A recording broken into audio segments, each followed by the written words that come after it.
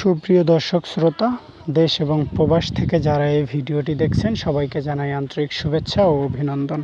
আজকে আমরা আছি হযরত শাহজালাল আন্তর্জাতিক বিমানবন্দরের দ্বিতীয় টার্মিনালের সামনে। আপনারা দেখতে পাচ্ছেন এখানে সাউদি এয়ারলাইন্সের একটি 2 তলা বিমান অবস্থান করছে। এই বিমানটি একটু আগে ল্যান্ড করেছে। বিমানটি এখন টার্মিনালে প্রবেশ করছে।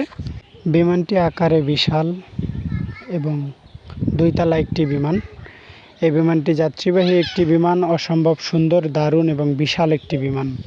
আপনারা সকলেই অবগত আছেন ঢাকা এয়ারপোর্ট দ্বিতীয় এবং তৃতীয় টার্মিনালের কাজ চলমান রয়েছে। এটি সম্পূর্ণ আকারে শেষ হতে আরও কিছুদিন লাগবে। আপনাদেরকে সেই সাথে আরেকটি বিষয়ে জানিয়ে রাখি, সেটি হচ্ছে তৃতীয় টার্মিনাল চলতি বছরের শেষের দিকে উদ্বোধন করে দেওয়া হবে যাত্রী সেবার জন্য। এই ভিডিওতে আপনাদেরকে দ্বিতীয় টার্মিনালের সামনের যে কার্গো টার্মিনাল অর্থাৎ প্রথম কার্গো টার্মিনাল সেটি আপনাদেরকে দেখানোর চেষ্টা করব। চলুন দেখে আসি। আমরা এখন আছি, এটি একটি কার্গো টার্মিনাল অর্থাৎ কার্গো টার্মিনালের শেষ মাথা, যেখানে পুরাতন বিমান যেগুলো এখন চলে না সেই বিমানগুলো পার্কিং করে রাখা আছে। আমরা এখন আছি N1 এর সামনে। এই রোডটি, এটিকে বলা হয় N1, অর্থাৎ এটি উত্তরার সাইড, যেদিক দিয়ে বিমানগুলো সব সময় বেশিরভাগ সময়ই এই দিক দিয়ে ল্যান্ড করে থাকে।